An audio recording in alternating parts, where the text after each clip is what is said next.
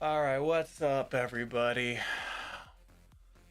Yeah, switch on over here. Where's the right? There we go. So, how's everyone doing? I've been streaming for about half an hour, maybe a little under half an hour. I did a stupid, and I set the stream to unlisted, and I'm just like, I didn't expect a lot of people to be in here, but I did expect one or two to pop in and say what's up.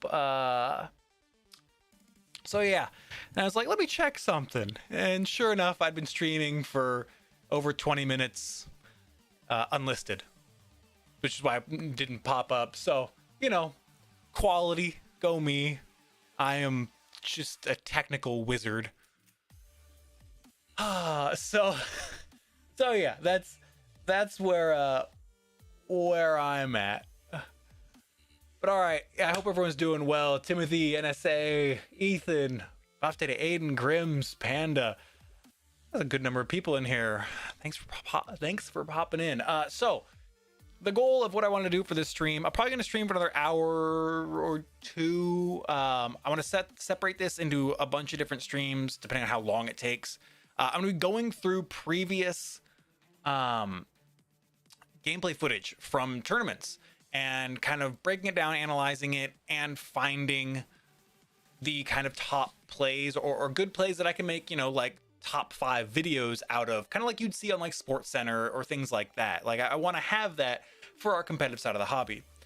Also, I just realized, can I tinker with the delay? Because we had this issue last time where my stream was so delayed. It was like a minute and a half behind what I was saying, which is just wild. I'm gonna have to look that up. But yeah, so if things are, is chat not popping up? Why is chat not popping up either? Chat's up there. Oh, now it all now it all exploded onto the screen at the same time. All right, wonderful. Let me change my where I am so I'm not blocking chat. Pop myself over here.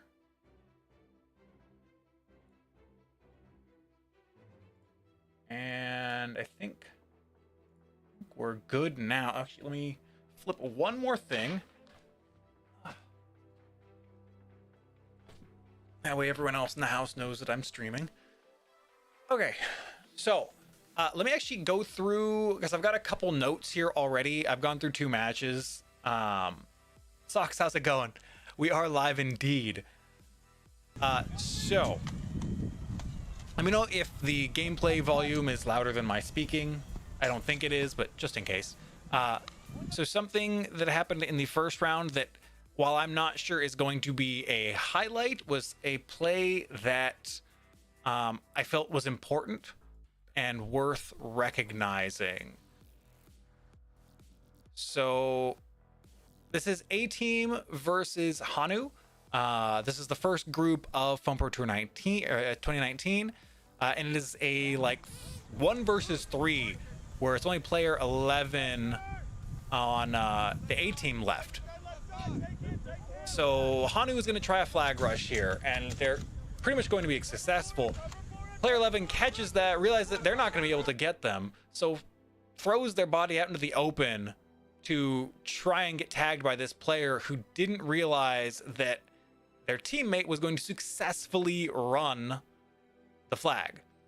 So they prevented being 2 points down and instead are only 1 point down, which is a fantastic thing if you can catch it and force the other team to tag you out. So good spatial awareness from player 11, number 11, to do that for the A team.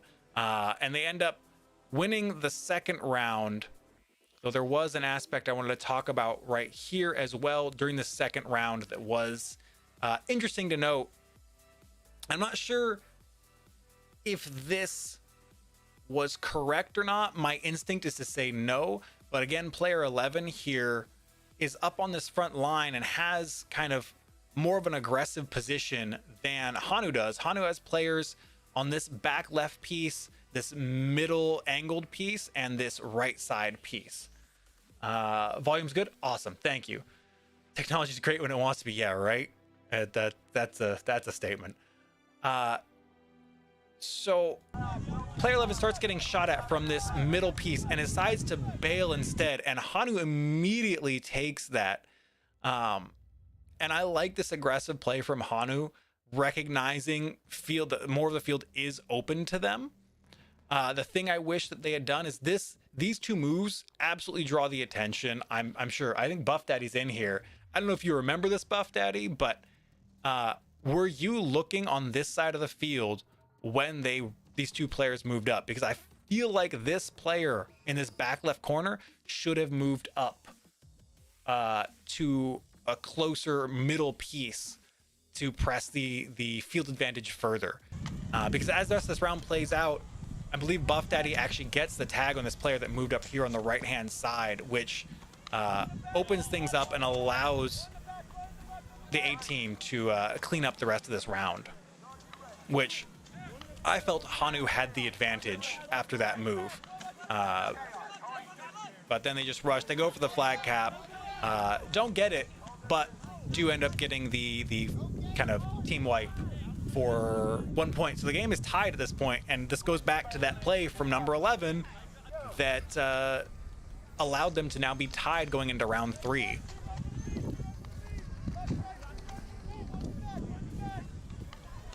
This 2 up the middle is always risky, because if you yield this side, either of these middle pieces, you don't have anywhere to go. Yeah, Buffy, you're right here. My question was, did you happen to notice, or like, were you focused on this push? I don't know how big my cursor is, if you can see it, but this push here when he moved up, did that draw your attention? Because if it did, this player over here should have moved up to left side mid from the use of that distraction. This looks like it's just pure cleanup for A team. The question is, do they get the flag cap or not?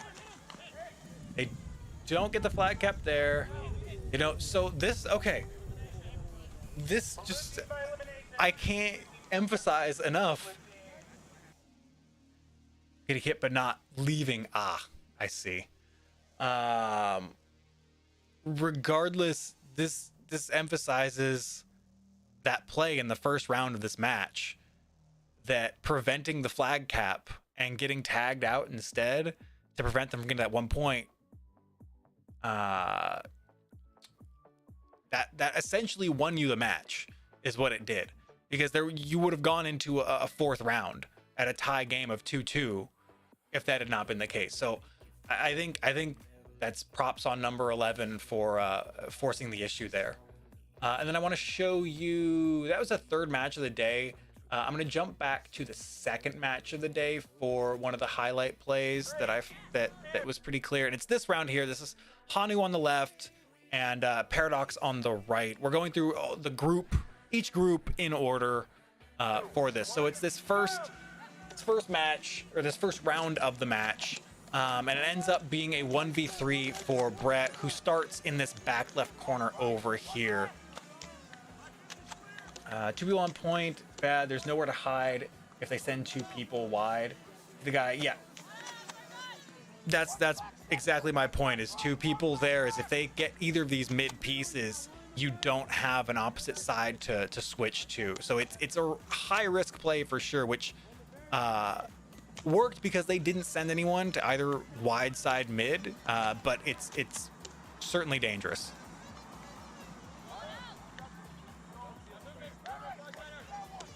I would agree that having people on these side middle pieces is just you have so much vision of this mid line, and controlling that mid line is so valuable.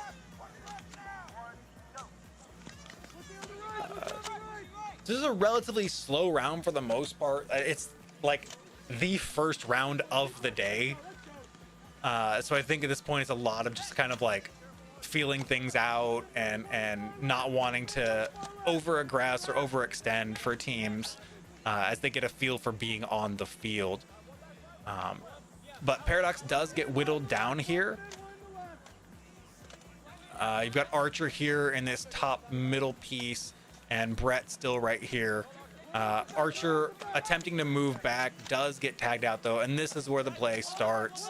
Hanu gets overly aggressive, and they go to try grab the flag, go for the run, but Brett just tags them up 1, 2, 3 in succession, getting the round for Paradox, and the round is over in just a second. So that was a great play on Brett's part. Middle wide feel like the strongest pieces. They have the clearest view of the map. That is something I wholeheartedly agree with. If you can get someone into those spots and protect them, they have a lot of control they can exert. I need the camera. Unfortunately, so referencing any particular points, a great play by the funny Hatman, yes. Because my stream is so far behind, which I still can't figure out why, referencing certain things, I will be way further ahead than you are seeing things live right now, which is a bummer. But yeah, I'm sure there's peeking far out wide. So this guy, guessing you mean this.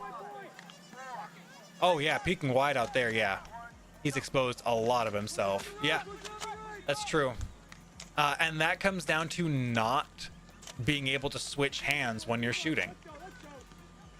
It's a skill that you should always practice if you're going to play competitively. Let's just switch back here. I think he swaps sides. Yeah, there it is. Because he has to bring his whole blaster around with his right hand, he exposes so much. Like, yeah, he could angle his body out and keep that side or that hand. It's not going to be as comfortable long term, but it is an option. You're better off just practicing shooting offhand so you can better utilize that and not expose 90% of your body. So yeah, that was the play by Brett in that match. So let's jump to Group A. He peeks right side super wide. Interesting.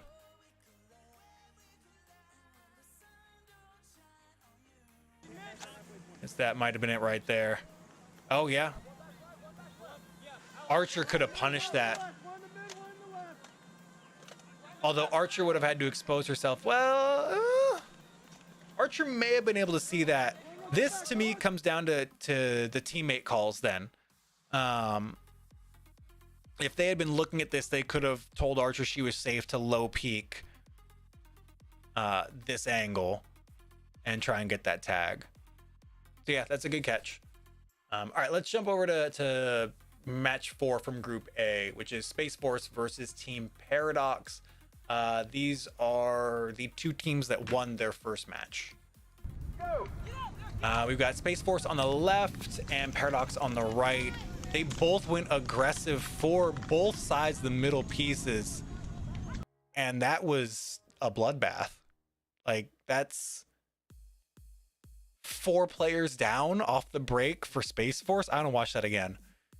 And 2 players down for Paradox. Let's watch this again. So 4 players went for the wide middle pieces, and only one player ended up safe at them, which is Brett, or no, not Brett, Milan. You got Zambona in cover, moved up, and this is a 1v3. Now there's Milan. Spectre and 7 and Shaggy, I think. So there's Spectre down. 1v4. It's a 1v4. Is this one? I think someone clutches this. I think he clutches this. That's Shaggy moving across the back here.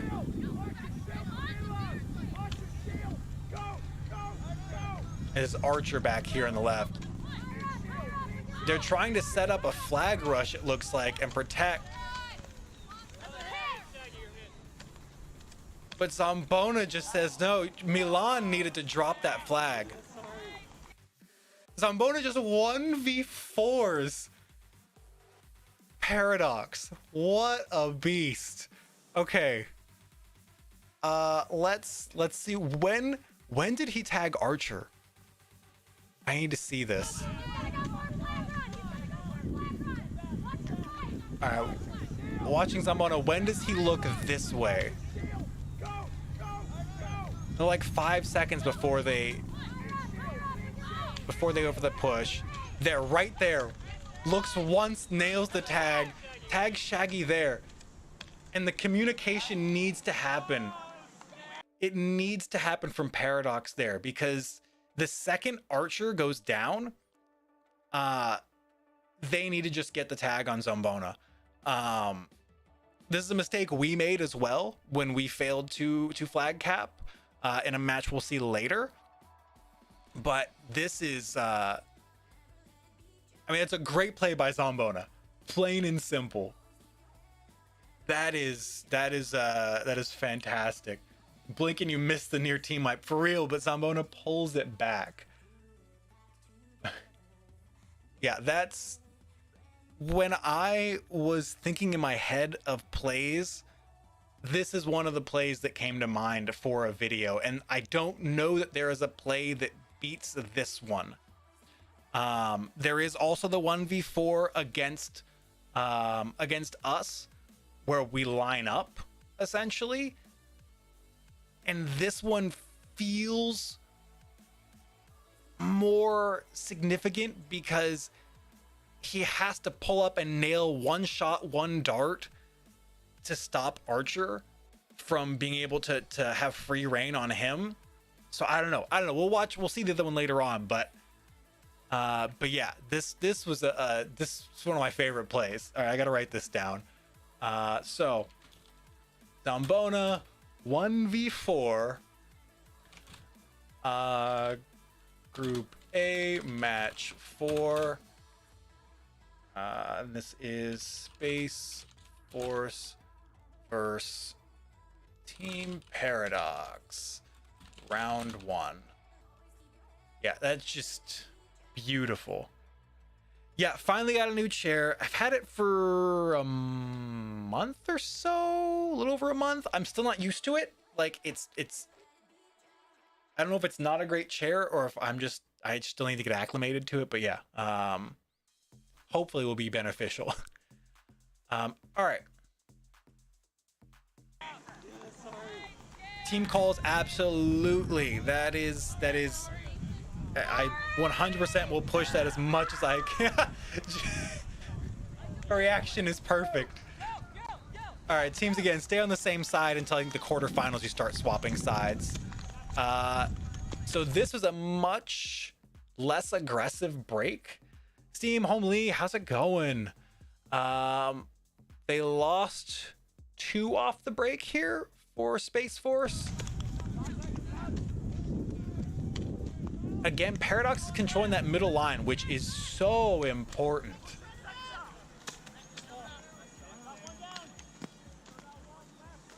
Where did that, was he over peaking or is it just a good shot? Let's see this. He's not over, it may be his leg, no. So it was just a good shot that took him out. He wasn't like crazy over peaking.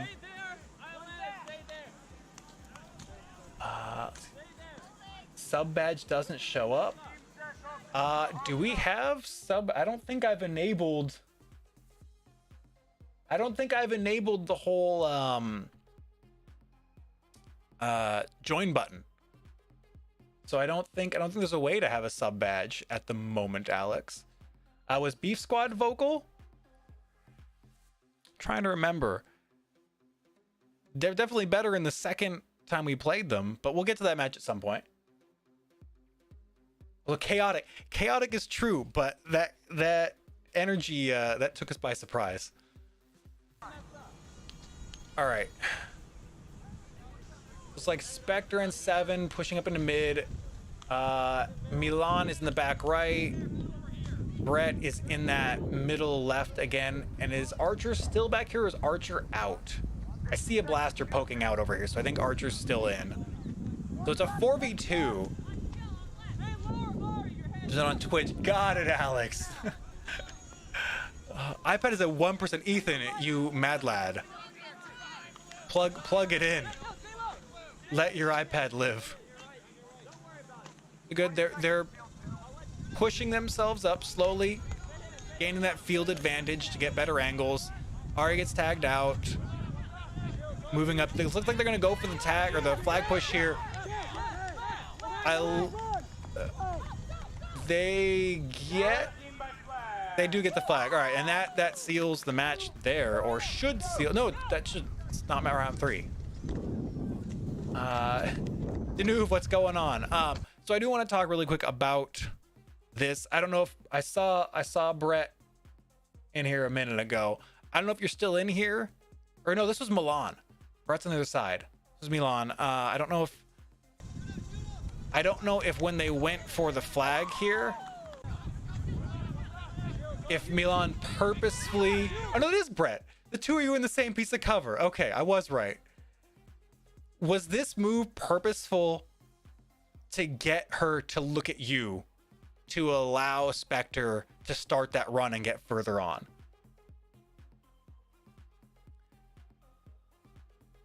Because if so, great call, great move.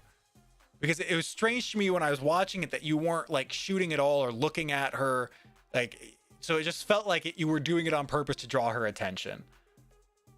And yeah, Steam, the communication stuff like that is not currently allowed in competitive formats typically, just because it's it's one of those things where we don't want it to be like, oh, and to be competitive now you must invest hundreds more dollars in this. So it's like a plus the ability to properly communicate and hear things and have that extra focus. It's another skill that you can kind of hone as a team. Okay, right, you were drawing. Cool. Thank you for the confirmation on that. It looked like it, and I felt like that was the case. So I just wanted to confirm it because good play on that. All right, let's jump in. Where are we at? All right.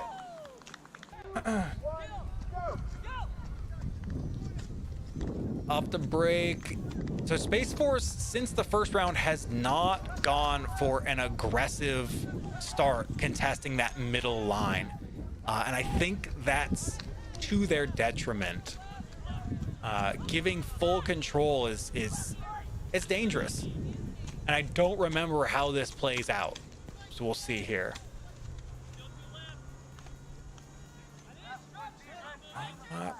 Zambona gets tagged, so they've lost the left side of the field. Dart Dragon does try to immediately fill that slot, which I respect that choice to not give them complete control of that. It was risky the way he made that move, though. Pushing up, he did get that tag. Nice read to be able to make that move. I don't know. So what was happening over here on this left-hand side for Shaggy, or is that Brett? No, Brett just got tagged, so Shaggy moves up here. I was focusing back here, I want to focus here. So Shaggy moves up. Spectre moves up to fill his spot. And we got about 15 seconds till we get to the point I'm waiting for. So Spectre is shooting at Dart Dragon here. It looks like Shaggy's reloading. No. He's looking the other direction. Okay. So as Shaggy goes for that look, Shaggy should be able to shoot across field here, to try and get that tag, but instead goes for a push on the opposite line. This is a chaotic round. How people have not been tagged out. I am perplexed. I need to watch that again. Let me look at chat really quick. Ernest, what's going on? Yes, I'm happy to be looking through competitive footage. Luke, yes, I miss it too. It's like I've wanted to watch this footage, but I've known at the same time it's going to be so depressing because like we haven't gotten to do this year. I miss it. Oh, Luke, man, I am so excited to see your business growing and all of that. So I'm just super stoked for you every time I see it. And oh, Timothy, you wanted to see the kind of the breakdown for 250 dart split between teams and the thought process. I think it's going to depend based on which team or what your team composition is. And that really is one of the kind of strategy elements that I really enjoy about competitive nerfing is what that allocation is and how to best make use of it. Like, even though in this tournament I was running 5 or 6 mags, we were using split dart types. So one of my mags, even though my blaster performed better with the half-length Adventure Force waffle darts, I ran 1 mag of worker darts on my belt as well, so that if a Springer player needed more darts, I could hand that off to them because the Adventure Force waffles don't work well in Springers. So we wanted that flexibility even though that split was there. So yeah, those little like details and nuance, as Adriana will tell you, paid off.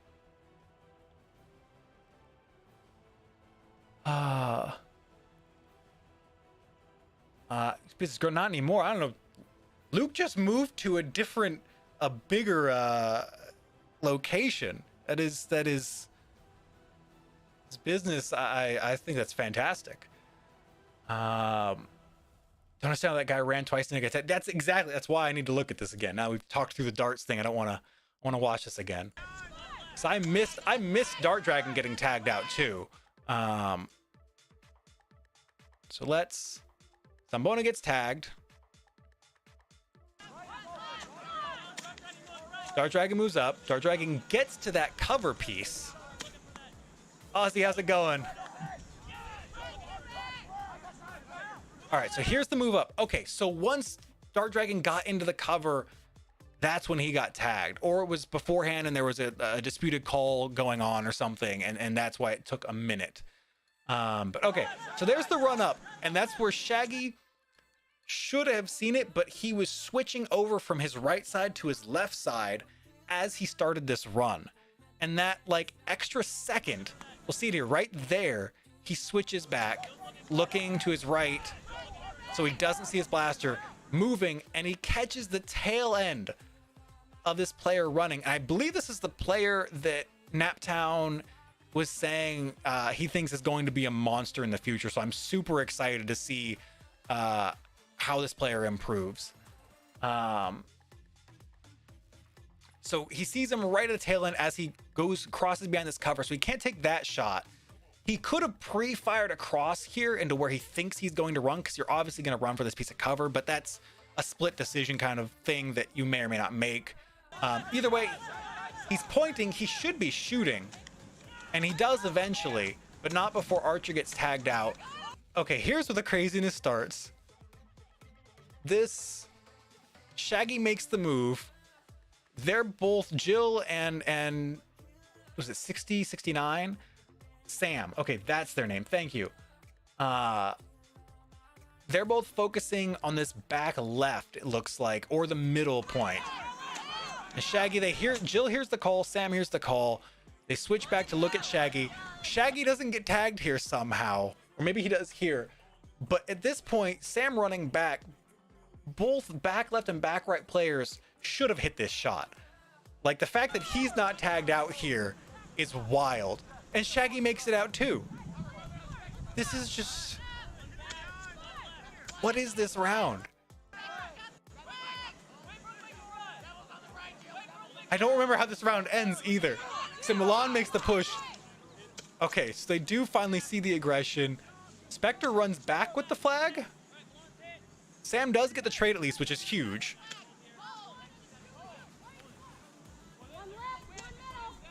This should be Paradox round. I don't think I support Spectre running back to that back piece of cover. It looks like he's on his secondary. He's trying to make this run. But had he just stayed in this angled piece of cover on the middle of the field, he would have had way better access and closer range with a shorter range blaster. Sam's trying to make something happen, but in doing so, lets Spectre... Did he get the tag? Did Sam get the tag? Okay, so they go to a fourth round here. The game is still tied. Okay. I'm gonna catch up on chat before we go to the next round. Outdoor games, not got it. Yeah, classic. Yeah, outdoor games. Yeah, we haven't been able to do that this year. I haven't nerfed in... The last time I nerfed was Ragnarok Oktoberfest 2019. That is depressing. 3-3 team split darts like that. 1 flower, 2 TCs, 1 AF waffle mag at the whole team. Yeah, it's that extra little bit of nuance and kind of detail can really save you. You're talking about the cool stuff you're doing for 3D printing. I love it. Fourth round was unnecessary. It's 2-1. Oh, is this third round? Did I mix up matches and we're just going into third round now? That must be what happened. Or did you play an extra round for no reason and that's what happened? All right, either way, a safe break. Nobody is tagged off the break. I guess Spectre has a broken blaster because I see a hurricane in his hand way back here. Or is it 2-1 going into the third round and is Paradox just trying to protect the flag cap?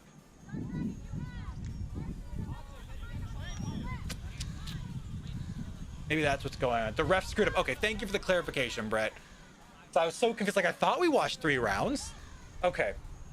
So this is an awkward round then for sure, because ammo has to be super low on everybody in a fourth round.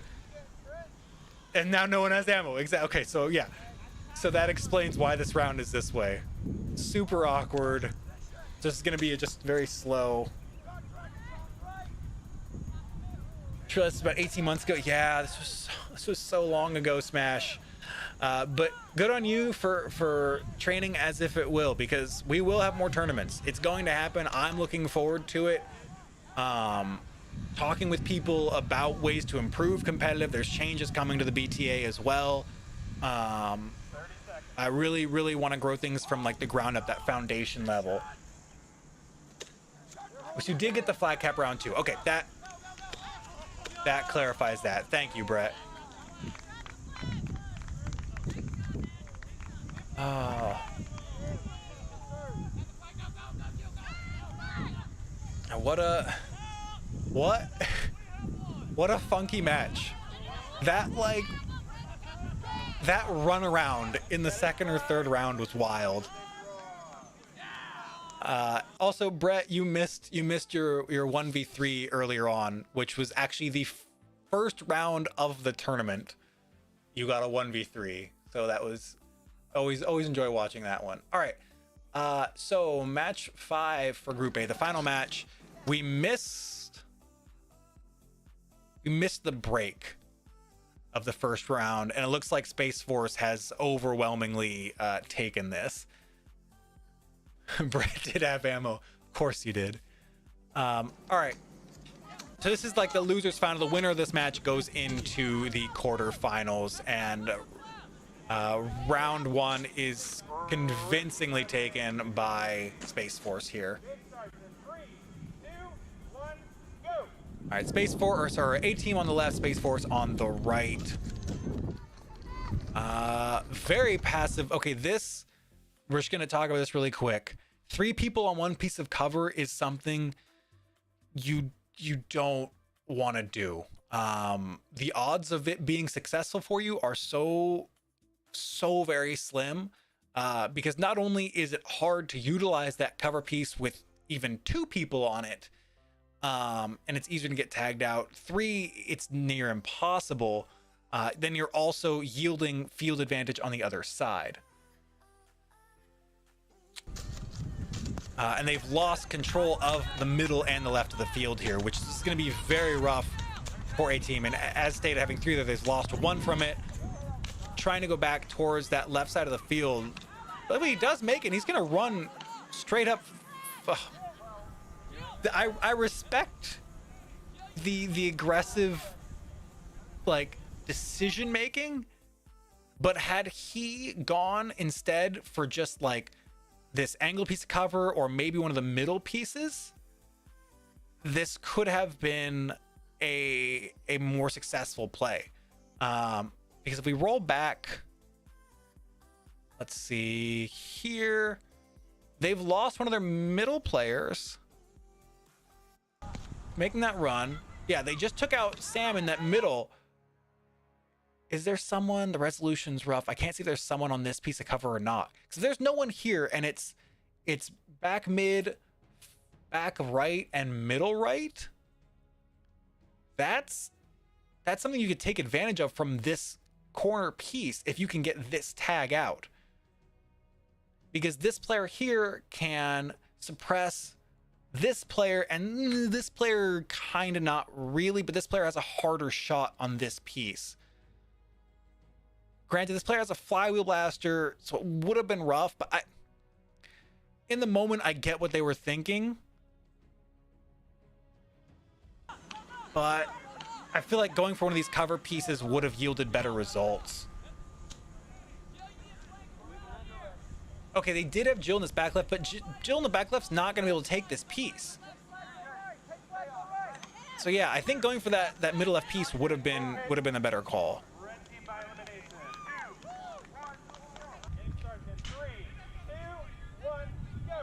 Ozzy, no worries. I plan on actually stopping around when Wacom started his stream anyways. I didn't want to creep into that.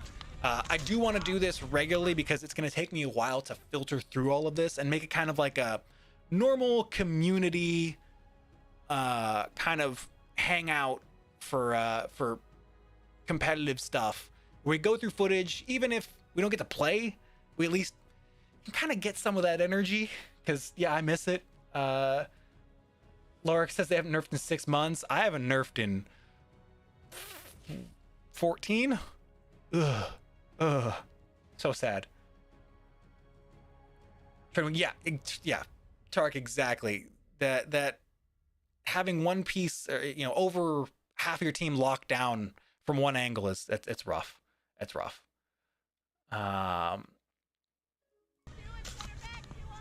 So yeah. That was, yeah, this is the right round.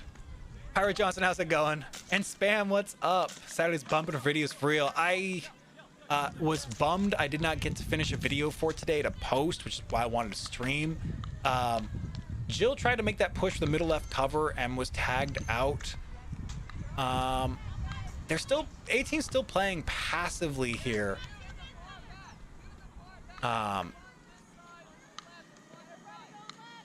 Blue moving up. Space Force going. So there is a player advantage here. If he can get this bunker again, so this is something that I mentioned not while I was live. So for those of you that got here in the last like 20-30 minutes or so, I started the stream like 25-ish minutes before the start of this stream. But I was super dumb and started it as unlisted. So I was like, you know, nobody's in here, and it's not that I expect a ton of people, just that this I should check. And so that was smart. But Zambona's done something 2 times during the group stage here that I really liked, and it's something I like to recommend for players to think about, and that's when you're gonna get bunkered. If you are likely, like, you're gonna get tagged if you stay in that position, consider cutting the angle off. So yes, you may expose yourself to another place, but if it allows you to at least trade, it's something to consider. So watch as this player here makes this run. Instead of trying to bring his body around behind the piece of cover and be where the player is expecting him, he instead cuts that angle off and steps out where he can more quickly react and have part of his body covered, making himself a harder target. Now, yes, again, he is exposing himself to other players, but it gives him a better chance to at least get a trade here. And it looks like he was like reloading or out of darts or something, but either way, it just gives you that split second more to work with and gives the opposing player less of you to work with.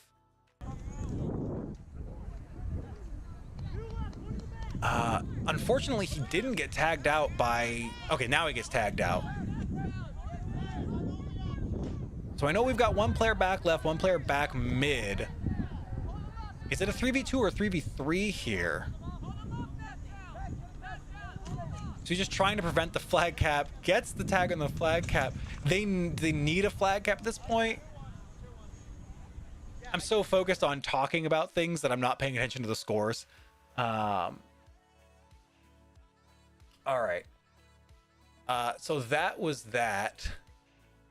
I want to actually, you know what? I need to write down that Space Force paradox kind of just wildness. I'm just gonna put this chaotic play where no one gets tagged, because it's just too weird that it happened. I need to mark this down for like a potential like honorable mention of something interesting in the FPT 2019 top plays video. Match 4 versus Team Paradox. I think it was round 2. No. All right, let me catch up on chat here. So don't try and be a hero. Safer plays are almost always the best. Aggressive and safe. Trying to go for the flag before seems not good. And that's yeah, pretty much the long and the short of it. Making videos for work, cuts into time for doing anything else. That's frustrating, Spam. You do a lot. I always hope you can like relax and enjoy yourself. Boomsticks, I really hope you get a chance to play competitive. Is there nothing in your area? What region are you in? Better to pick off player first for rushing into the rest of the team. Let's the gap to exploit. Yeah. Shit out of game today got canceled because I feel like littered beyond recognition by Airsoft guys. So that is unfortunate, Steam. I mean, I hope if you're having games, you're in an area where things are safer. I just don't know there's places in the US that are like that, unfortunately. Though I do see plenty of places hosting games that I wouldn't feel comfortable going to, but that's just me. So a few times already, even you're outnumbered, a conservative approach is still viable rather than exactly Panda. Like Brett's 1v3, Zambona's 1v4, like those were because they didn't go hyper aggressive. Taffy, apparently you can have unlisted streams. I didn't realize it. I thought the unlisted marker was for after I finished the stream. Got the Surface playing kind of odd. He's hanging. Slice, I was gonna mention that as well. Like he's playing that roamer kind of like backfield, and I think he's trying to fill any hole, but he limits what he can do because he is further back. Where is he in the beginning around? Like since he's hanging out there, he can't really accurately take shots. And yeah, Spam, you were all over the place as a ref. Don't have pro wrestling to watch on that night. Yeah, I would, like I said, I want to make this a more regular thing for going through footage and kind of just hanging out and talking through it.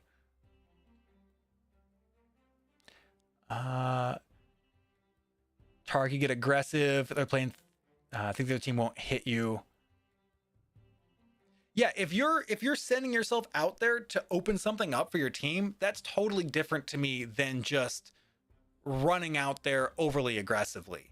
Like if you're drawing fire to open up a line for someone else to bunker someone or to move up or something like that, that's a completely different thing than like I'm rushing this because I want to get this tag. Like that's a completely different scenario in my mind. In Switzerland, I'm glad you're in a place where things are doing better, Steam. And Buff Daddy, you're right. Flywheelers do get much higher now. You know, we used the dual fishes in this tournament. I still generally would prefer a Springer back here, and having, you know, this player up here for better utilization, because in most cases you're gonna get better precision from that Springer than you would a flywheel player. But yeah, that's just kind of a general thing. Not saying it can't be done, just that in general, I would lean that way. Happy to watch Rayler streams. Awesome. I appreciate that. Snowy in Michigan. I have not been to the snow in a long time. All right, moving on to Group B. So this we're on a different field now. I think this is actually, this angle's nicer. We can see things clear because the sun is cloudy now, apparently, which is nice. All right, I think I'm caught up on chat now. Okay, so on the left is Fear Our Foam. I think Fear Our Foam is on the left.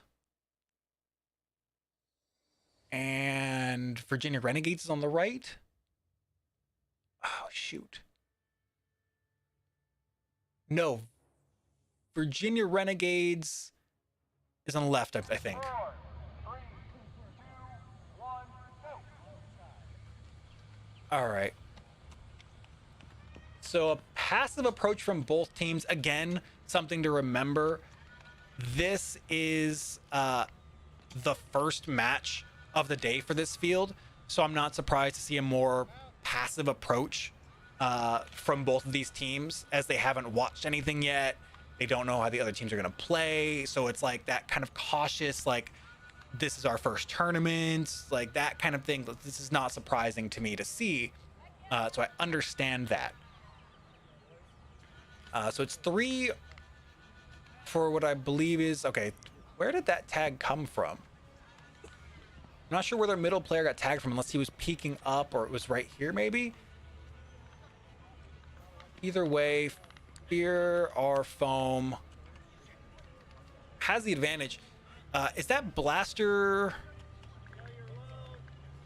Yeah, that's why can't I remember the rest of his username? I love this guy, super awesome. I can't remember his name. Blaster, it's not, I was thinking of Blaster Tag. Like, no, it's not Blaster Tag. It's Blaster, Blaster Show. Blaster Show here. And he's in a 1v2, 1v3 situation. 1v3. Got 1, 2, and 3 here. If he can get out of this could be a contender for a top play. Went for a flag push. He gets the tag, but does get traded out immediately. So good job on stopping the flag run. That is important. Still passive. Okay, so Blaster Show does go for the aggressive play. He doesn't have support from his team here. Instead, we've got doubled up on both pieces of cover here in the back, which I don't like. If you do it on one piece of cover, it can work. It's not ideal, but it happens. But having 4 players on this side, not pushed up and having angles on things, like there's nobody to cover this angle here, which is not ideal. Like if someone had pushed up here, Blaster Show's on his own to try and stop that. But the team hasn't really aggressed. Okay, and they are moving up, which is good. They do get a 2-for-1 here. So despite their more passive play, they are ahead on players.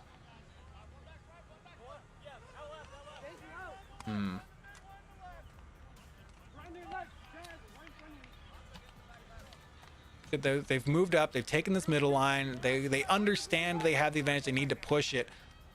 Unfortunately, they lose one of their players, both of their players, and this has quickly turned south for them. 3 of their players. Also, all of the yelling you're hearing, by the way, is from the field behind this field. He stops the flag rush, gets out traded again. So 2 times in a row, they have stopped the flag cap, which is good. They now need a flag cap to tie this game and force it into a 3rd round. That last round, they really didn't take advantage of their lead. This time they do take that middle line off of the break, though, which is that's a great change.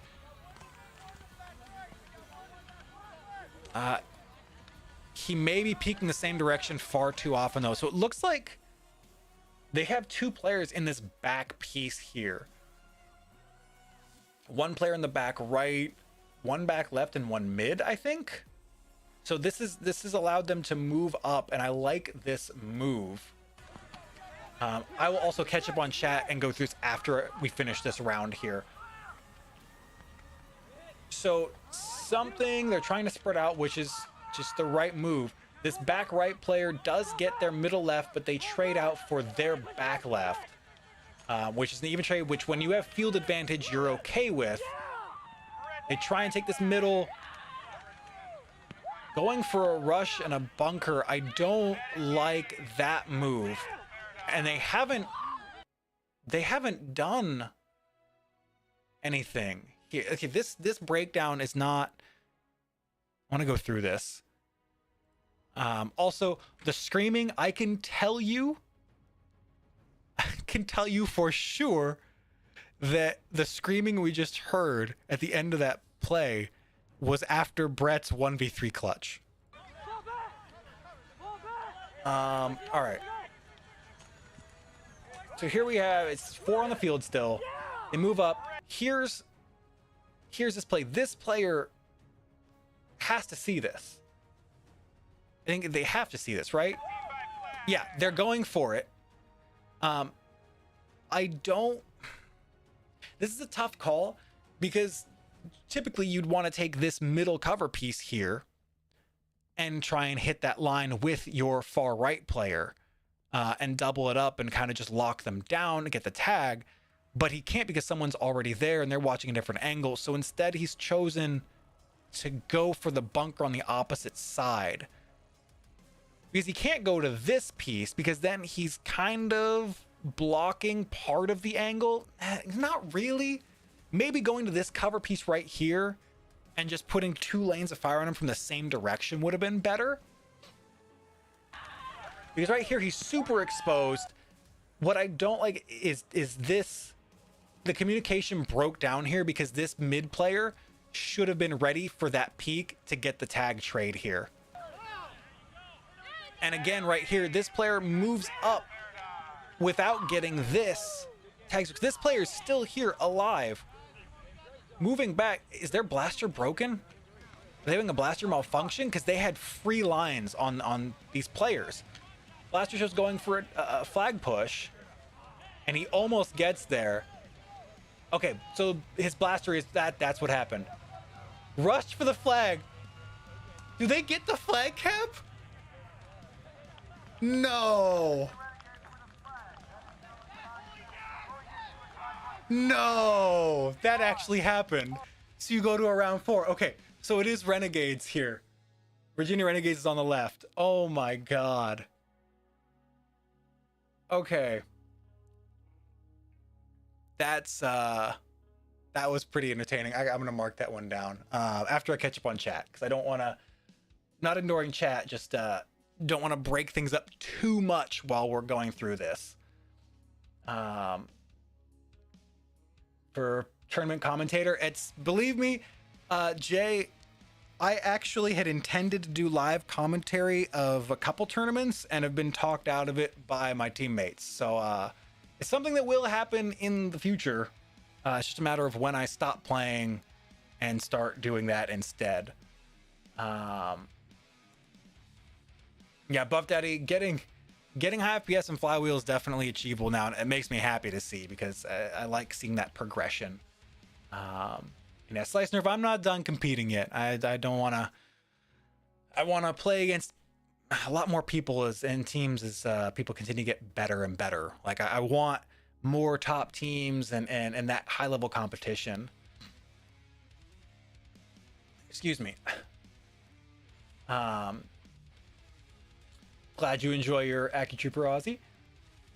J.R. Jangular. I get the I get it. I get the reference, Johnson. Nice. Doubling up that it's a denied death sentence. Yeah, and that's your there's multiple factors to it. You're limiting your angles, you're giving the opposing team a bigger honeypot. It's yeah.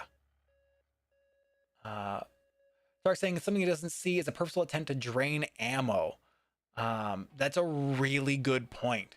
And something I think may have not been thought about, or maybe was thought about, but in the heat of, competition and trying to think about a lot of different things, people forgot about trying to make that happen, because that is absolutely a factor that can drain a team for later rounds. And you can take that round one loss and come back and have a greater advantage in those second and third rounds.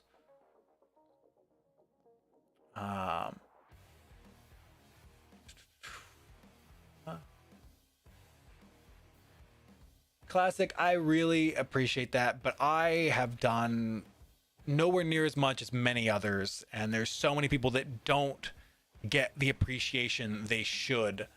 Like Spam is in this chat. That man runs a lot of things.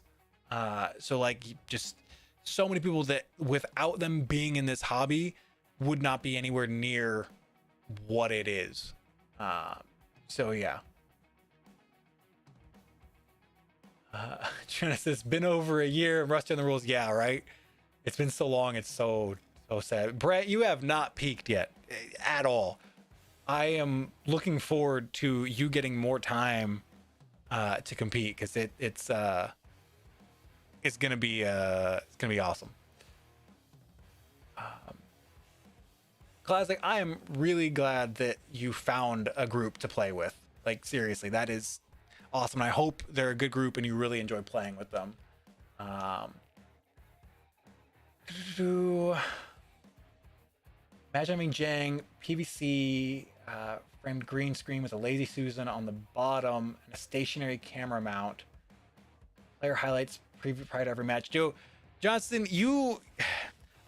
I have lots of ideas and lots of things I want to implement, but we don't have the foundation yet for it. So as things grow, more cool stuff like that will be possible, because there's a lot of things I would love to do. Blaster malfunctions are rough. It is. I have seen more blaster failures at tournaments, at the 3 tournaments we've played in, than I have at every other game I have gone to combined. Like, something about competitive events just destroys, like, it puts stress on blasters for some reason that doesn't happen elsewhere. So like, having extra blasters is huge, so important, integral. Ugh. Iron, how's it going? Or Iron. It's I'm just glad to be streaming and talking about Nerf. Shadow, thanks for popping and staying high. Hopefully we'll see you another time when we're streaming. Yeah, Cryptic, we will get to that. Just want to catch up with chat, which we've pretty much done now, and then move on, because if I'm in the middle of talking through a match, chat can get by me, so I don't want to miss anything. All right, so we are now on match 2 of Group B. Team Sesh on the left and Chaos on the right. So we've got, again, passive openings for both teams, which is actually a little surprising considering Team Chaos is a team that plays Ion Rush regularly, so they have experience in this field. I don't know if maybe because they have that comfort experience, they feel more comfortable playing passive and reacting to what other teams are doing. Now they're moving up that they see where the other players are at. I think that's Daywalker is their name. Tagged out, moved up. They've got both sides of mid and the back right. So they're quickly expanding after that passive start.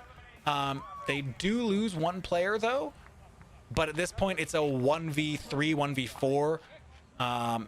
So it's a very, very, very low odds that they are going to drop this. They're probably going to go for flag cap here. Okay, so they're going for distraction into the bunker, and they successfully get it. Steam, thanks for stopping by. I appreciate it. Hope to see you again. All right, so pretty quick, successful round for Chaos there. A good distraction into a bunker to end that round. Again, passive start, which I think we can assume here that Chaos is going to shortly move up into these middle pieces again like they did last round. Chaos is actually also playing one of the roaming backfield players, where they can be far enough away that it's easier to dodge incoming darts if you see them coming towards you, because, you know, darts slow down as they go. Not that it's a successful guarantee or anything, but it's something you can do if you are paying attention.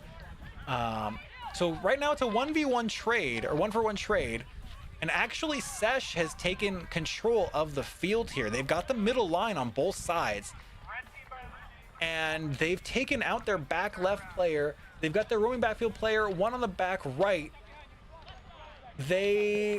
So unfortunately here, Sesh makes a couple of plays that are just not ideal, and this is probably down to not being able to practice or having that kind of experience, which is, there's nothing wrong with that. I want to be clear when talking about these things. It's like pointing out things that could have been done better, things like that. Like, it's not like oh, you suck or something like that. No, it's like finding these things is how you improve. These are the things I do when I'm watching myself play back or my team play backs. It's like, why did we do that? Well, that if we did this instead. So like, this, I want to be clear, like, I'm not here like trashing anybody or anything. It's like, doing these things is how you improve and understand kind of what's going on. So this move right here starts, and you've got a player reloading. So if this player is not reloading, they can help support this shot, because this player in their backfield back piece now is exposed, and that's within flywheel range. So if he's better now, he's back behind cover. If he had that, it would have been a much easier shot to hit, and then unfortunately runs out of bounds right afterwards, trying to get that bunker in response, which I would say don't go for that move in response. He needed to go at the same time. Like, if this was coordinated and these players were going at the same time, both these players focused here. If he had been already on the move and close, he could trade 2-for-1 potentially. So just that little bit of coordination and talking and whatnot, that is that could yield a much different result from what happened. So it's now a 2v2, 3v2 in Chaos's favor. This person on the back piece of cover, yeah. Had they moved up during that exchange, they could have had a different kind of outcome for that engagement. And now Chaos has control of the middle line. And I think there's a blaster failure. I think this backfield player is a blaster failure. That may be why he hasn't done much in terms of moving and things like that. Yeah, his blaster is messed up. Player's going, isn't able to get that tag, unfortunately. So this is now a 2-0 lead going into round 3 for Team Chaos. Tell them to take note of the leaders.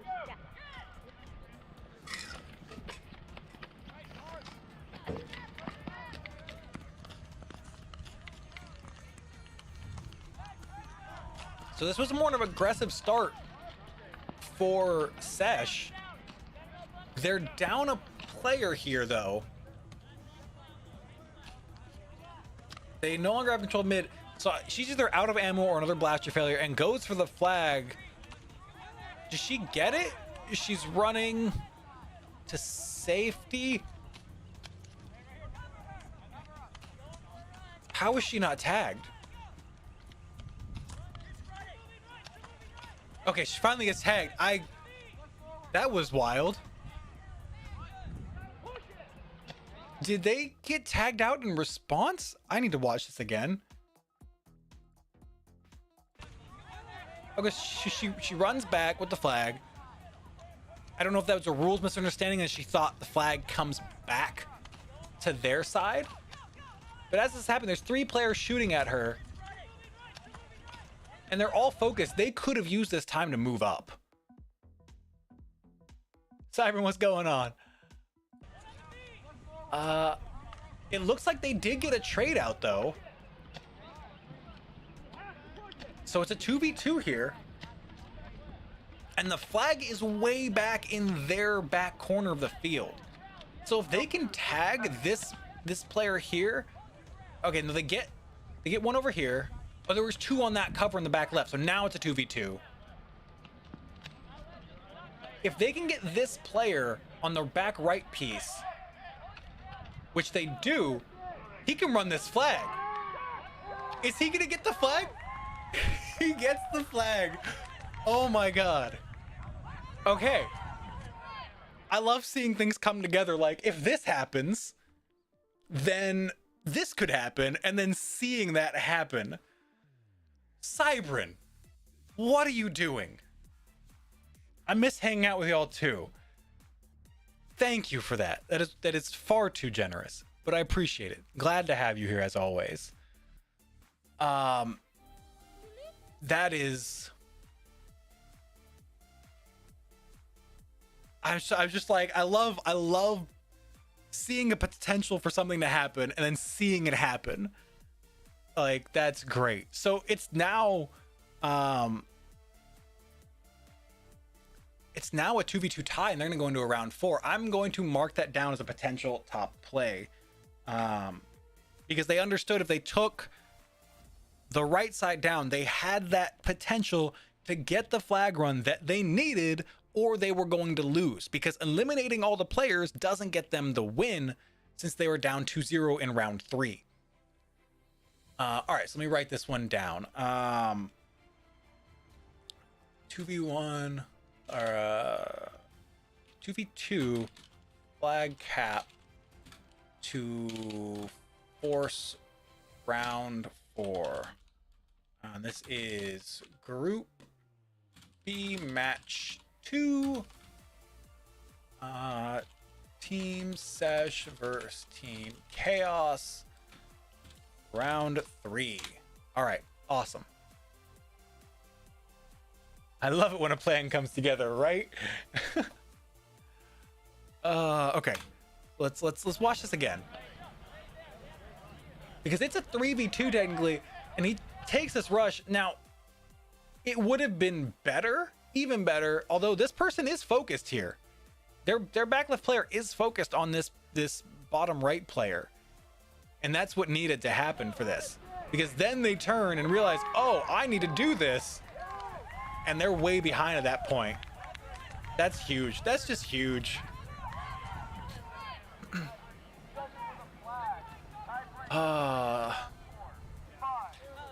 All right, let's see how this round 4 goes. I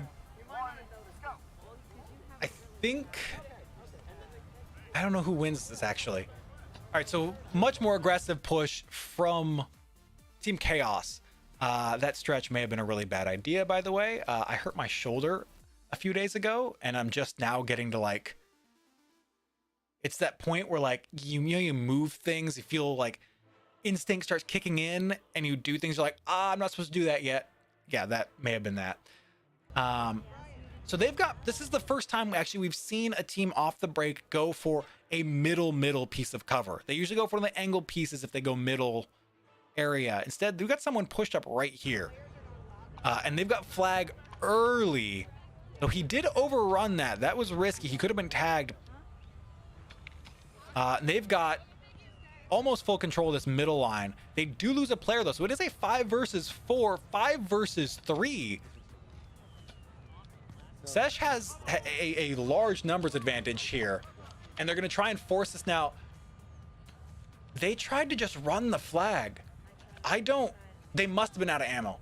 They must have been out of ammo. That's the only reason I can think of for rushing the flag like that. And that gets Sesh the win of the match. That third round clutch comes up huge. Match win. Yeah, so this comes back to the thing that Tarek mentioned earlier, and that is the fact that running your opponents out of ammo is the thing. Very, very important to know.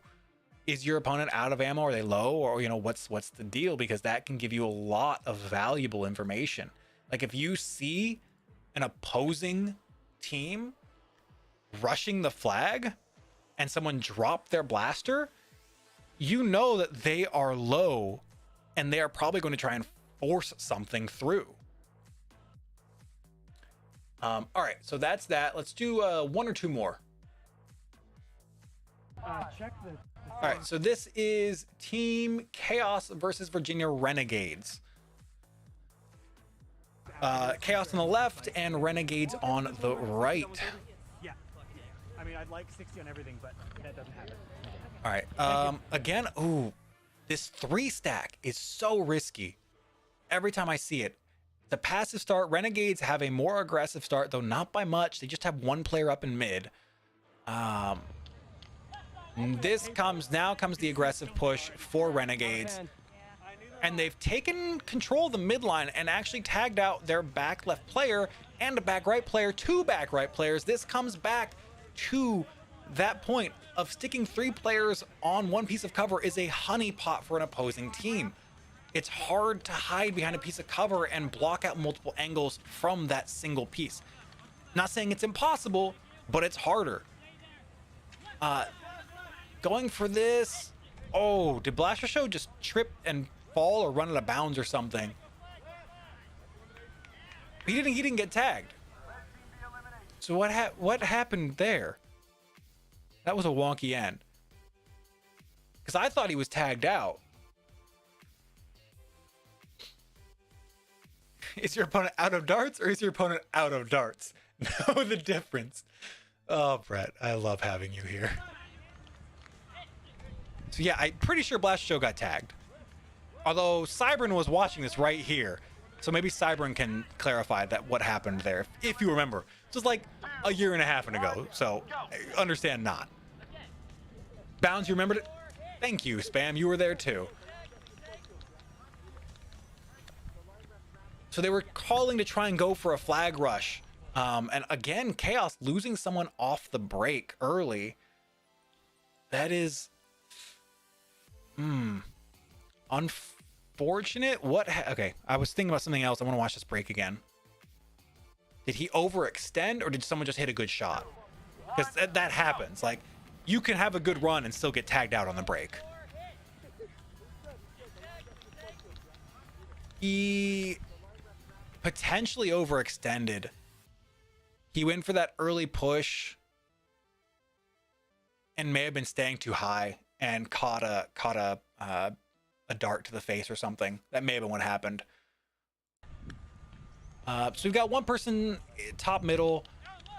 You got Ray going there. He just barely dodges that dart. Flash Show gets tagged out here.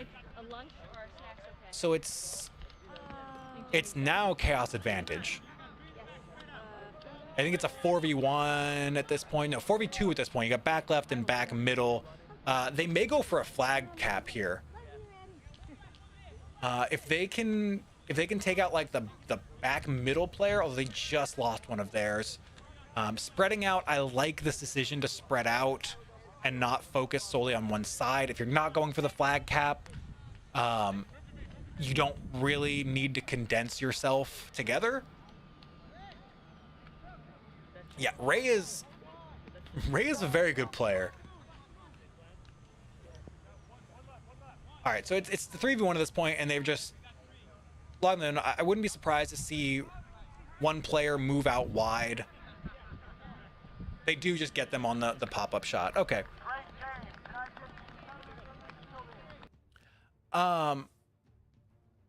Russianly, you do see things like that occasionally. It can be harder to orchestrate when a full team is up, because you have to remember, like, the other team is not just going to let you shoot and suppress them.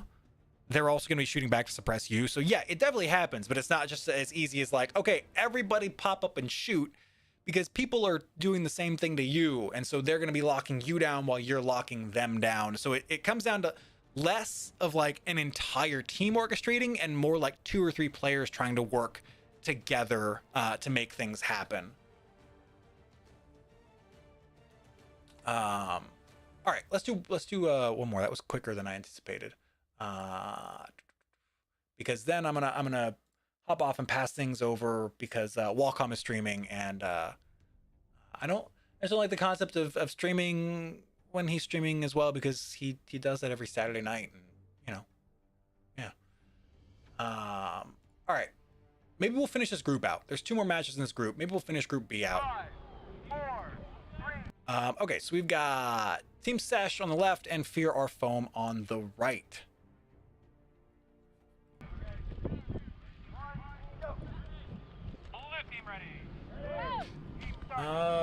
Passive starts again. Although we have a move up from Sesh. I would have liked staying one person behind and not double stacking again, but because one player did get tagged up close, this does allow them to still have that middle piece. They moved up, they have the middle line. This player is trying to come up to bunker, and this player, where was it? Or where did they go? Someone just saved this player. I think it was this guy right here, because this person was about to get tagged by this backfield player right here, and thankfully they were tagged out. Didn't need to at this point. The round is almost over. There's one player left in this back left piece, I think. Classic, thank you for being here.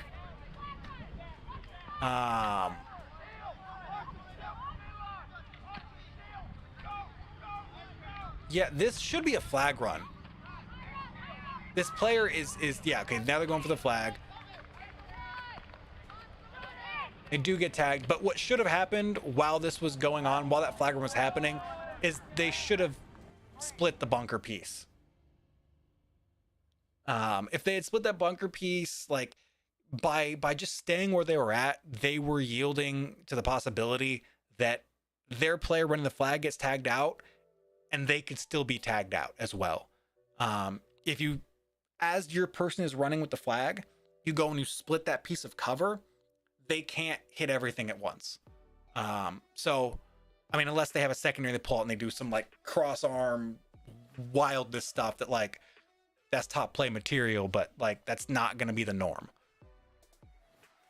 On Lorg, it's not about numbers. It's just about a kind of I can put it into words. I just like it's yeah, no, I can't put it. It's just like I don't want to stream while he's streaming at the same time. Not because I think I'll pull from him or he'll pull from me or whatever. It's just almost like a respect thing, I guess. You know, like he's my friend, and I just while he's streaming, I want to watch his stream, support his stream, you know, that kind of thing. So yeah. Carrie, what's going on? All right. Yeah, like I said, I'm guessing the stream is behind. It's less about like numbers and that kind of thing. It's just it's like a personal kind of respect thing. Not that anyone else needs to. It's just my, you know, my thing. Some of the best top play, the Jank spin.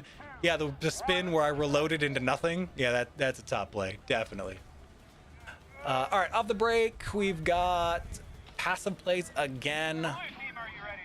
But I like that they are moving up aggressively shortly after when they realize they are not being pushed aggressively. They have both sides of mid control now, so they did lose one of their players early. I don't follow this move into the midfield. Because right now they have both wide angles controlled. So they don't need to make the move here. They're also up. Let's talk about that really quick. Their team is up in round 2. While they are not up 2-0, they're up 1-0. They didn't get the flag cap. They still do not need to force this issue. They can make the other team come to them. Because their team is behind, they have the pressure on them. So making this move, like they got the tag there, which is great. They did lose. This is even more of a reason to not move here. They lose their player on the left mid side. That means they don't have things they're looking at. They know this player's gone. They're looking elsewhere. And right as they're looking elsewhere, he's moving out into the middle of the field, giving up his better field position. If he had sprinted, maybe that might have worked out. I do like that they moved up and didn't hang out in the backfield here. At this point, it's a 2v2 or a 2v3? From left, so they see that they took shots at him. I don't like the stacking up here, and he is super exposed. He's going to get tagged out by the VR foam backfield player here, unless he misses a bunch of shots, which looks like is what happened. He should be tagged out right now, so he's very lucky that he is not. Because when attempting a flag run, which is not well advised, and on the reload out in the open, a lot of just open field movement here that could be better taken advantage of, but they do get tagged out. So it's a 1-1 tie here at this point going into round 3. A much more aggressive start from Fiora Foam. They've got people in top mid, mid right, and they've got a player advantage now as well.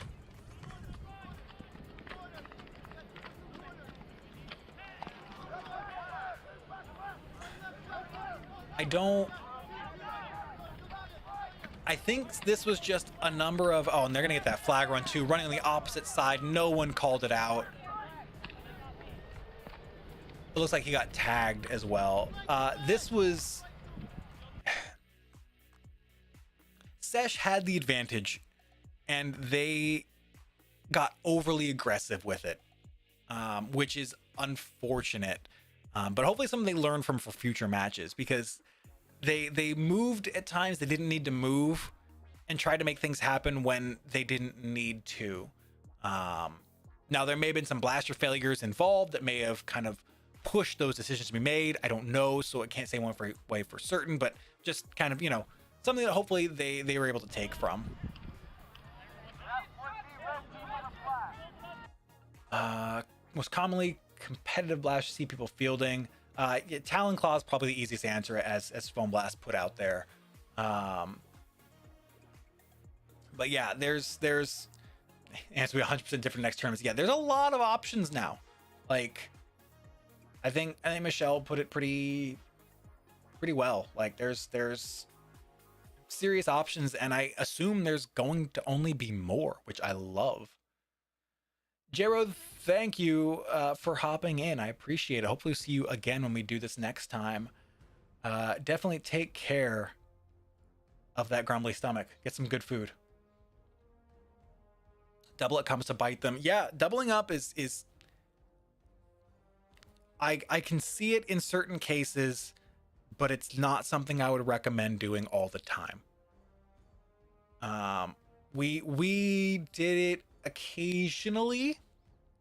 This is something I've talked about doing. I may do a stream where I go through all of the strats we had for our team, including the ones we didn't use. Just for like transparency, say here's what we did, here's what we would do. Use that if you want.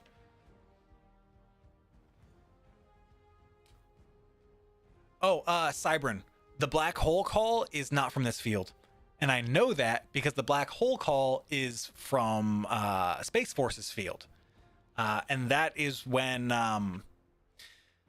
Naptown had his FDL3. Just it was just so sad to see. So yeah, just let's do one more match, and I'm actually gonna get some dinner, I think,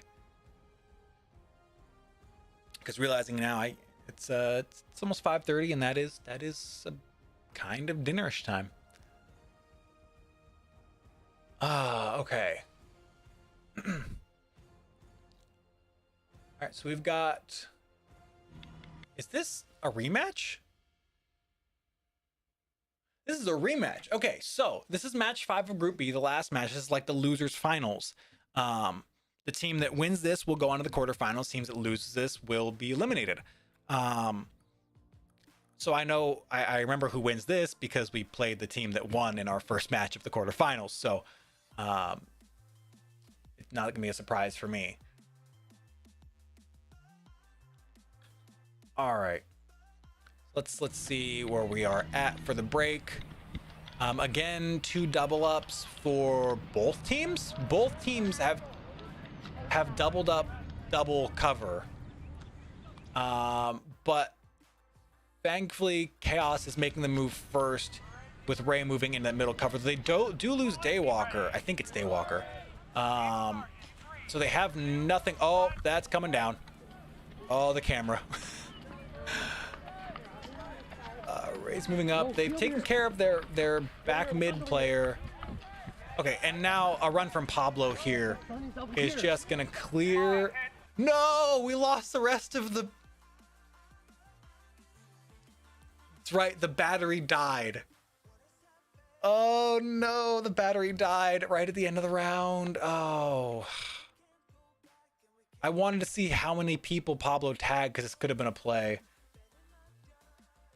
Here. I'm so sad. All right, let's watch this really quick here. He's running. He's gonna get 1 here. There's 2. That may have been the end of the round. He may have just picked up the 2-piece, and that may have been it. All right, so I'm assuming that Chaos is up 1-0 here. Again, the same open from both teams. 2 players back left, 2 players back right for Team Sesh. 2 players back middle, 2 players back right for Team Chaos. That is...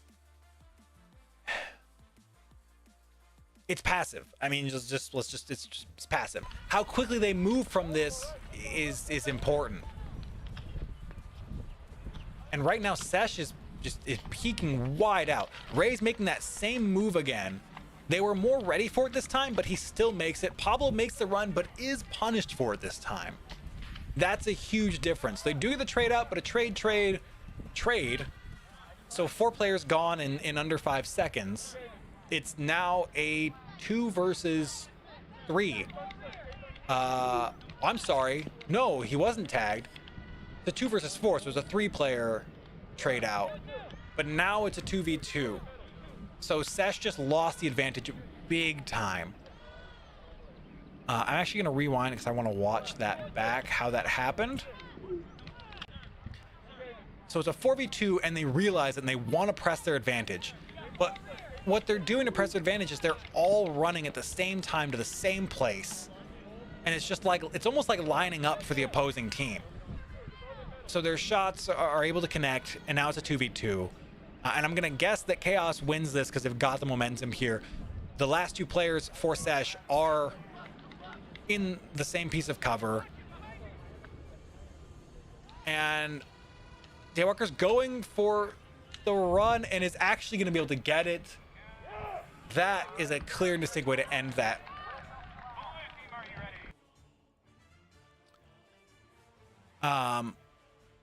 So let's go through this one more time. There was something that I caught here that was actually really nice, I think, on Ray's part. So I'll catch up on chat here before I go through this again. How many teams were formed? There were 16 teams at the Foam Pro Tour. Blast, practicing aim, reloads, movement strategy, way more important than make sure you pick the... Yeah, absolutely. The blaster you're most comfortable with is likely going to be the best blaster for you to use. Bummed you got sunscreen in your eyes back to the toe. That makes me sad, Cybran. That is... I hope next time you get to play and compete. Talking about team registration. Yep. Spam saying he did get 2 as he ran in. Thank you for the clarification on that. Christian's doing work. Cryptics, really shame. Team K hasn't been featured yet. They're in a future group. They are in Group D. This is the last match of Group B, and it's actually the last match we're going to watch today. But the next time I do the stream, the Team Kick-Ass matches will be gone through. So we'll probably get through Group C, D, and possibly all the way through the finals next time. So yeah. Carrie, the FPS cap for this tournament was 250. Okay. So yeah, all right. So right here, Ray is talking to Daywalker. And like, I think he makes a hand gesture to point where they're at instead of making a loud call. Like he's looking.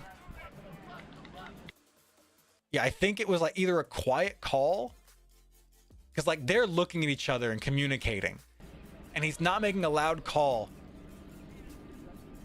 He's like kind of nudging him over. I think this is like, because if you're making a really loud yelling call when you don't have to, like I like that a lot. The most common calls are gonna be loud and easy to hear by the other team potentially as well if they're paying attention. But like if you don't have to, and you can make that like that quiet call. Why is the screen black? Hello? What? Okay. If you can make that call or give that information without being as loud as you have to be, like that's nice. That's a plus. So props to Ray there for that one. Yeah, Rush Endley, I want to do this for every single tournament. So we've got this Foam Pro Tour 2019, which is probably going to be this stream, which we're going to end in a couple minutes here, and the next stream. So that'll be 2 streams for that. And then after that, we've got RAG 2018 and RAG 2019 footage as well. So that's probably another 3 or 4 streams there. And then potentially could look into some other stuff, like maybe if there's footage from other events, we could break some of that down. Because yeah, I'm trying to make like streaming kind of a regular thing between like kind of Nerf competitive stuff like this and you know, the Warhammer hobby stuff. Just kind of make it a regular occurrence here, and utilize that.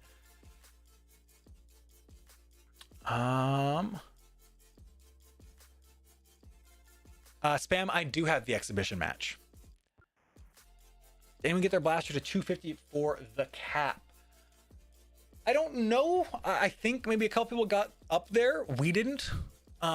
We didn't feel like we needed blasters at the absolute cap. We wanted things that we felt comfortable with and we felt were tuned for what we were used to.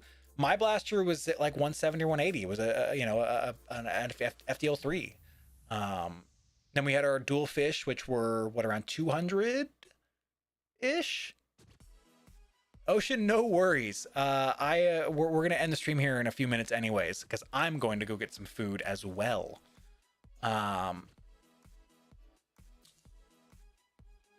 Yeah, and then we had our Talon Claws were like 220, I think. I don't know, maybe. I'm sure Michelle and Adriana can clarify that because they were the ones using them. Oh, there we go. Spam. There's that info. This is why I love having people around that like were working the event and know the details. Your Cybern, I am so stoked for competitive once we get back. Like, oh, I want all, like, I can't wait for teams to develop more and like experience more tournaments, and we have more like rivalries and stuff like that. I want it. I want to play against them. I want to play against teams that aren't from the US as well. Like, I want to play international teams. I might have been hitting 160. I thought it was 170, but I wouldn't be surprised if it was 160. My blaster didn't hit that high. It didn't matter to me because I was like up front in the middle. Yeah, exactly. At mid, so I didn't need high FPS. Timothy, I don't remember what Eclipse hits with half lengths, but Eclipse is harsh on darts for sure.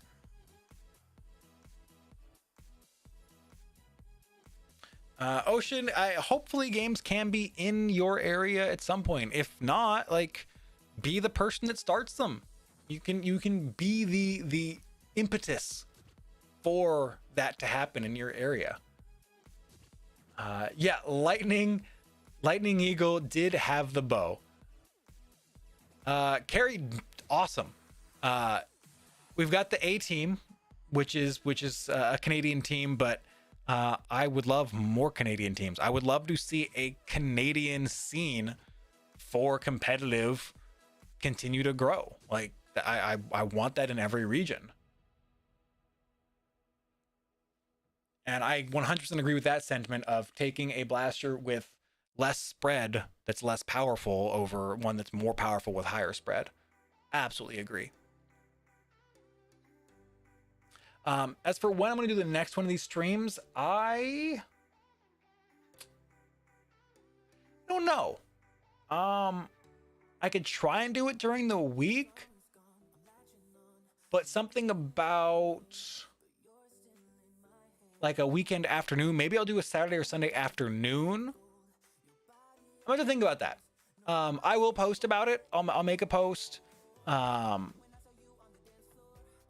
do a community page post for what I'm thinking about or decide on, and then obviously I post it in Discord as well.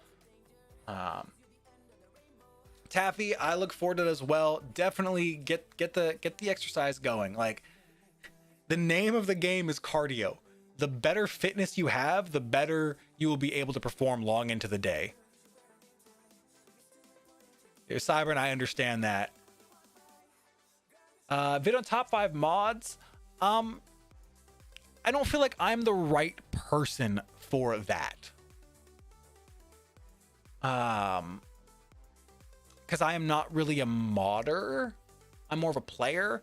So, like, there's a lot of people that would be better suited to doing something like that. Artemis, I've seen people talk about it.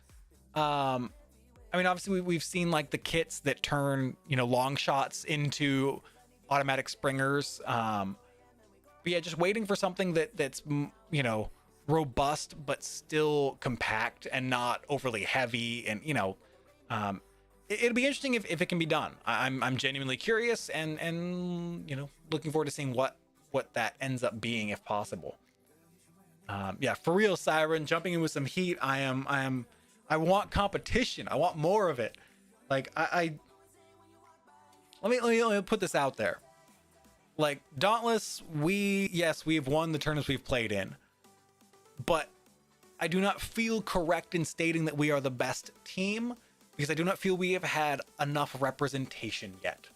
I want the best from all over, that have had time to practice and kind of coalesce into their best competitive versions of their teams, and that's what I want to compete against. Like that is what I want. That's what gets me like motivated, you know, that, and then competing against like Singapore, Australia, the UK, you know, all of that. Like that is like that's what I'm looking forward to. It's like, yes, we've got, you know, our trophies, which is cool and all, but like trophies are the past. Like I want the future. That's what I'm looking forward to. What's up, Edscar? The hot day was probably yeah, we practiced in a very hot day in California, and it sort of mentally prepared us for the heat of Atlanta. Or not Atlanta, but yeah. Yeah, Noel, yeah, we'll get to that match when we get to the RAG 2019 tournament stream. That's we made a lot of mistakes. There's a lot of room for us to improve. I want an AEG with a catching mechanism so you can fire an instant shot. Ooh.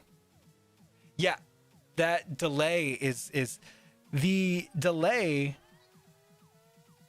is the issue. Is the reason I pestered Jesse so much to make a rev trigger FGL, because like, yeah, the delay may be minimal, but it's there and I feel it and I know it. Well, it won't be too long because we're about to close out the stream. I'm sorry to say. The heat taught us a lot of things. Yeah, for sure. Got to get Aldos at some of the events. Definitely. I want to see Aldos. Like, I've talked with Aldos about like doing competitive like in his area, and he's talking about wanting it to be like something as well. So like I'm hoping at some point that'll happen. That's right. Fun fact. We did bring an ice chest for our darts so that they would not be mush by the time we got on the field. Laughs in Arizona and been training for this moment. You'll be ready for it, Cybran. You know, I definitely preferred the climate at RAG as opposed to the one at Foam Pro Tour. That's without a doubt. Oh man, that was it was a hot day for sure. The Hair is a solid rival blaster. I don't do much rival playing at this point. But yeah, it's a neat blaster. So you'll beat the sunscreen, Cybran. You'll make it happen. All right. I think now is a good time for me to call it. If I don't, I'll keep talking and I won't eat dinner. And eating dinner is, well, that's something I want to do. Oh, I realize I don't have YouTube chat on this scene yet. Let me fix that. All right. Boop.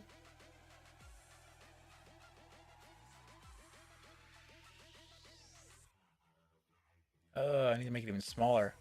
This is a problem with like custom things. Is one thing affects another thing, and it's a problem. Yeah, but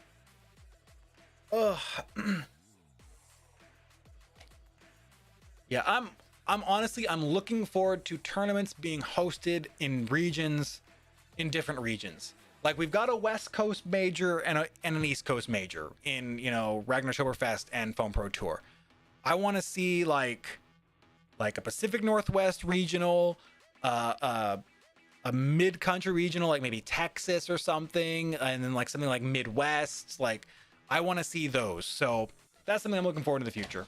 But all right, need to stop talking. I'm gonna keep talking, but don't, because so many plans and ideas and stuff. Next stream, and I'll post up about it. I'll try to remember to do a community tab post and a Discord, you know, mention when I'm gonna do it. So thank you everyone for watching. Thank you again, Cybern, for being overly generous. Stop it. And I will talk with you later. I had a lot of fun doing this and looking forward to more. So thank you all so much for being here. Have a good rest of your weekend. Go hang out on Walcom stream and have a good time there if that's something you gonna do. I will talk to you all